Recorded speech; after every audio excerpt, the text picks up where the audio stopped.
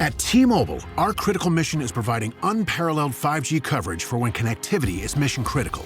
Introducing T-Priority, America's best 5G network experience for first responders, even in times of congestion. More capacity, faster speeds, better coverage. T-Priority from T-Mobile, built for tomorrow's emergencies, ready today. Discover more at t-priority.com. For qualifying organizations on eligible rate plans, coverage not available in some areas and may be impacted by emergencies. Brace the rudders! Raise the sails! Raise the sails! Captain, an unidentified ship is approaching. Over. Roger. Wait, is that an enterprise sales solution? Reach sales professionals, not professional sailors. With LinkedIn ads, you can target the right people by industry, job title, and more. We'll even give you a $100 credit on your next campaign. Get started today at linkedin.com/results. Terms and conditions apply. Halliday presents, in the red corner, the undisputed, undefeated Weed Whacker Guy. Champion of hurling grass and pollen everywhere. And in the blue corner, the challenger, extra strength Halliday. Eye drops that work all day to prevent the release of histamines that cause itchy allergy eyes. And the winner by knockout is Halliday. Halliday, bring it on. Picture this. It's a warm evening in Washington Square Park. The plaza is packed to the brim with New Yorkers moving about, as is often the case when the weather allows it. Strangers introduce one another, eager to get to know the person in front of them. But there are a couple of peculiarities. Almost everyone is wearing black, which isn't actually too peculiar for New Yorkers, but it's mostly athleisure.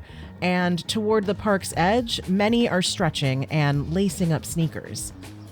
You see, this isn't just a routine summer evening in the park. It's a running event that doubles as a singles mixer. That's right, it's Wednesday evening when the Lunge Run Club, hosted by the Lunge dating app, holds its weekly date night in the park. There are two options for anyone attending: a 3-mile run for the fitness-oriented, or a simple 1.5-mile hot walk for everyone else. There's just one rule. If you're single, wear all black so no one has to guess your relationship status. The quest for love doesn't end at the park.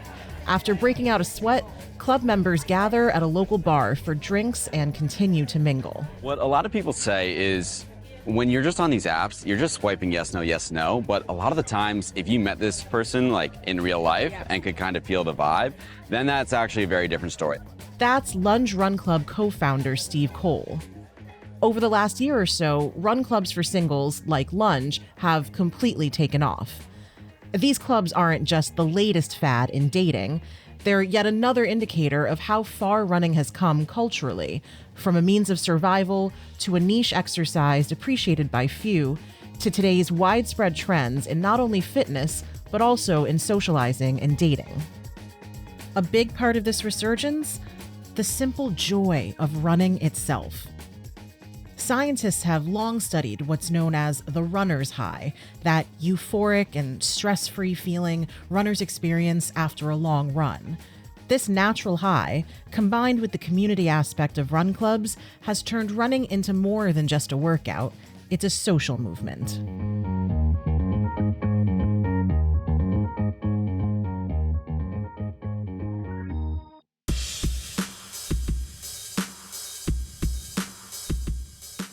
Hey everyone, it's Kavitha Davidson, and welcome back to Sportly. Today, we're digging into the history of running. Here in the United States, more people are running than ever before. Marathons are breaking participation records year after year. Just last year, over 50,000 runners completed the Chicago Marathon, an all-time high. And the New York Marathon had the most finishers in the history of marathons. And it's not just that more people are running. The types of people who are running are also expanding. Marathon finishers, for instance, are becoming more racially diverse, with organizations like the National Black Marathoners Association and Black Girls Run working to promote long-distance running in non-white spaces. The same goes for gender. Nearly 50 years ago, only 10% of marathon finishers were women, and today they make up nearly half. More and more young people are also getting into running too, partly fueled by a post-COVID boom when running was one of the few outlets for safely getting people out of the house and moving. Running is spreading in the cultural zeitgeist in a way it hasn't since the original 1970s boom. So how did this happen? How does this latest shift fit into the history of running and how humans have partaken in it from thousands of years ago to today?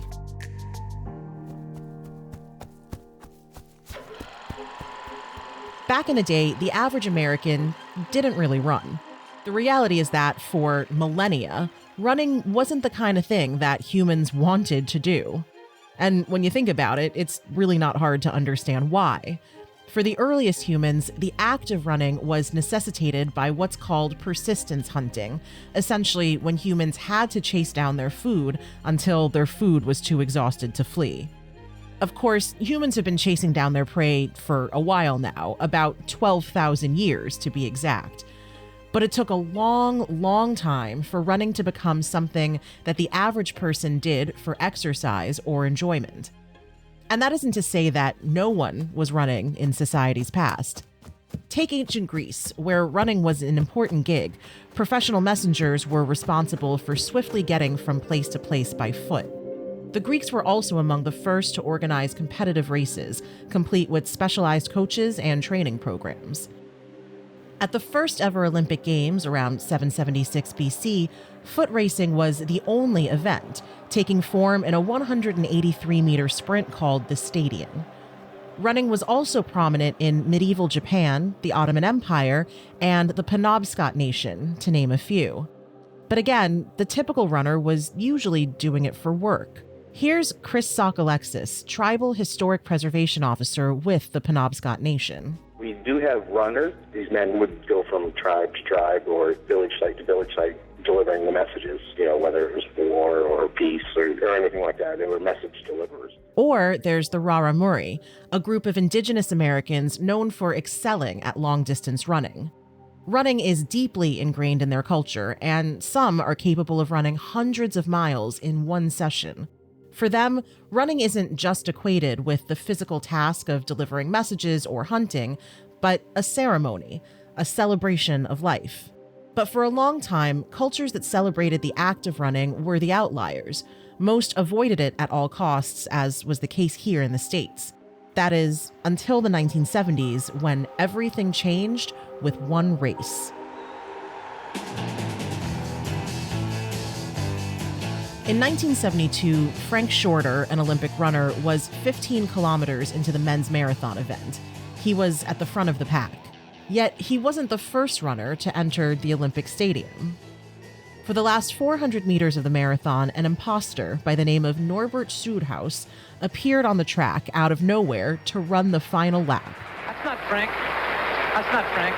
The man who came into the stadium is not Frank Shorter. That is an imposter. That used to happen in the Boston Marathon. Back in the United States, ABC commentator Eric Segal yelled over the airways. That is an imposter. Get him off the track. This happens in Bush League marathons.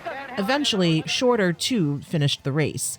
As the confusion dissipated, Sudhaus was escorted off the track by security, and Shorter, the rightful victor, claimed the gold medal for the United States. The impact of Shorter's win would reverberate far beyond the walls of the Munich Stadium. Today, Frank Shorter is called the father of long-distance running. His Olympic win, the first for Americans in the marathon in over 50 years, made a huge splash in the headlines back home.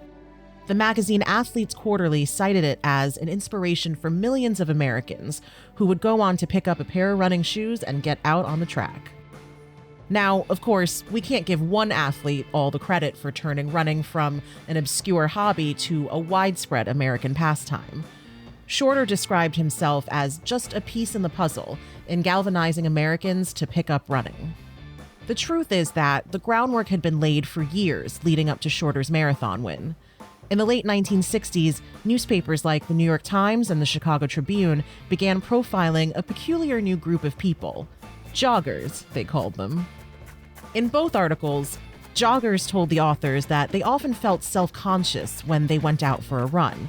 Because, as we've learned throughout this episode, running for enjoyment back then was just plain weird.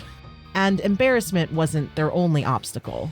Law enforcement were often perplexed by joggers. In 1968, Dick Courtier, a runner from Hartford, Connecticut, was stopped by the police for, quote, illegal use of a highway by a pedestrian. While at first, these joggers didn't have much company, starting in the late 1960s, more and more Americans became aware of the concept of running for fitness. Popular books like Jogging by Bill Bowerman and American athletes like Steve Prefontaine, Bill Rogers, and yes, Frank Shorter sped up the process. And it wasn't just that more Americans were running. Women were joining in too.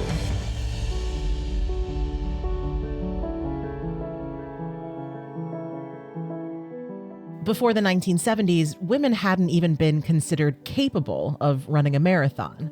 Stamata Ravithi was the first woman to compete in an Olympic marathon after forcing her way into the 1896 competition. But even then, for decades after her race, women were still banned from competing. The reason was, quite frankly, preposterous. The men in charge of these races thought that long-distance running was bad for women's fertility. For decades, the fear was that a woman's uterus might actually fall out if she physically exerted herself too much. The woman who changed these backward notions was Kathrine Switzer, who muscled her way into the 1967 Boston Marathon, becoming the first woman to complete the race. Her success paved the way for an official rule change in the 70s that allowed for women's marathons. Since then, the performance gap between genders in professional running has narrowed pretty significantly. Innovations in sports technology also helped narrow that gap. Think of inventions like the sports bra. Of course, even today, running still isn't an equal experience. For many female runners, the act of going for a jog is still shaped by concerns about their personal safety. And they have to make smart choices about their running routes, their gear, and the hours that they run. And people of color often face similar concerns when running.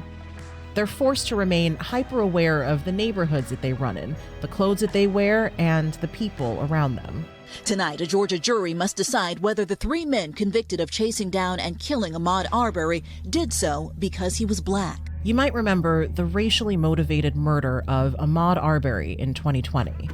Ahmaud was just jogging in a neighborhood in Brunswick, Georgia, when three white men pursued him in a vehicle and then shot him to death.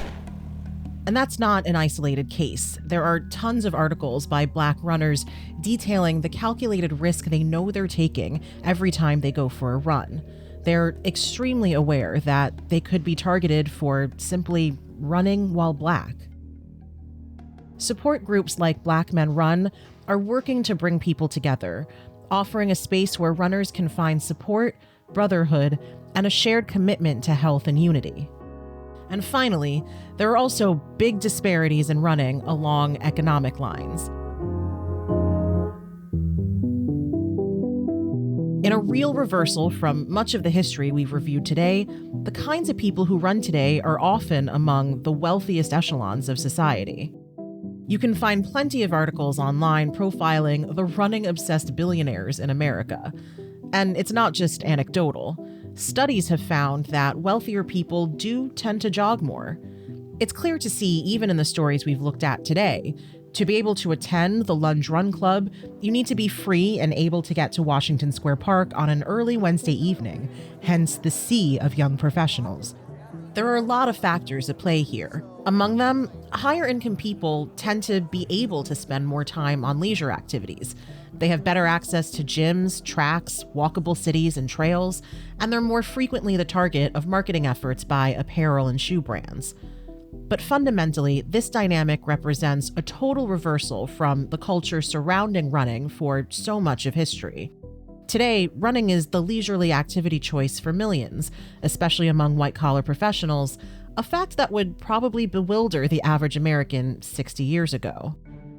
So, as has been the case for all of human history, running isn't always equally enjoyed or accessible. But even with these challenges, running has continued to grow in popularity with no end in sight.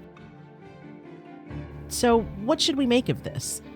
Beyond the obvious health benefits of cardio exercise, running can help people find a sense of purpose, a new element of identity, or simply a new group of friends, as depicted in the stories we heard today. And it doesn't have to be a miserable experience. It may come as a shock, but some people just really enjoy running. What's that about? Well, we often hear people talk about the runner's high. It's a euphoric kind of feeling that comes during or after a good run, and it means something a little different depending on who you ask. I feel like you kind of get into the mentality of, oh, I was going to go 6 miles, but I actually can feel like I can go 7 or 8. Probably feels like it's just kind of like you're about to pass out, but like not like you're not gonna. Like you feel lightheaded, but like also like you're not lightheaded at the same time. So then maybe I have experienced. But even as it shows up differently from person to person, it is a real thing backed by science, and it's not as simple as we might think. Here's Michael Aranda from SciShow. If you are someone who enjoys distance running, you might have felt a sensation of happiness, calm, or reduced pain that sets in after a workout, commonly known as runner's high. Since the 1980s, runner's high was thought to be caused by chemicals called endorphins. Remember the line from Legally Blonde? Exercise gives you endorphins, and endorphins make you happy. But now, scientists aren't convinced that endorphins should get all the credit. The real culprit might be endocannabinoids, a group of chemicals in your body that act like the compounds in marijuana that cause a high. Scientists still haven't completely figured out the processes behind runner's high. It's not clear, for instance, if you have to be a long-distance runner to experience the effects. Here's Chris Lundstrom, a senior lecturer and long-distance running coach from the University of Minnesota. That probably has some variability between people too. I think as a general rule, it's got to be 20 plus minutes. But looking past the precise inner workings of the runner's high, most scientists can agree that these endocannabinoids are at least partly responsible for the euphoric feelings we hear people describe. Yes, that is cannabinoid, like in marijuana. It is this chemical that helps to explain why so many runners keep going back for more. Running for the love of running. Imagine that. As peculiar as it may sound for us non-runners out there, it makes sense when we think about the broader story around running over the last half-century. Running has undergone a seismic shift from a chore to a luxury most enjoyed by those with the resources and free time to partake.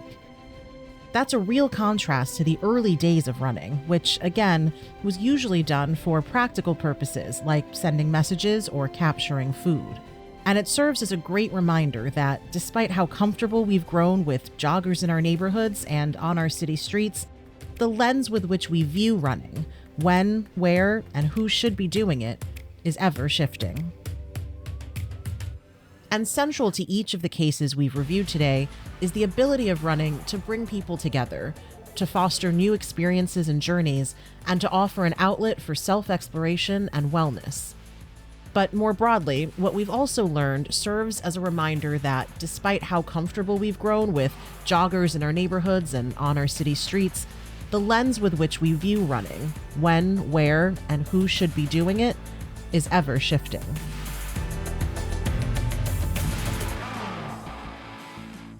Thanks for tuning into Sportly. We'll be back with a new episode of Sportly next week. Sportly is an Immigrantly media production. This episode was produced by Shay Yu and Sadia Khan. Our associate producer is Andrea Koskai. Written by Nicholas Black and me, Kavitha Davidson. Research and fact-checking by Suhasini Patni. Our sound designer and editor is Paroma Chakravarti.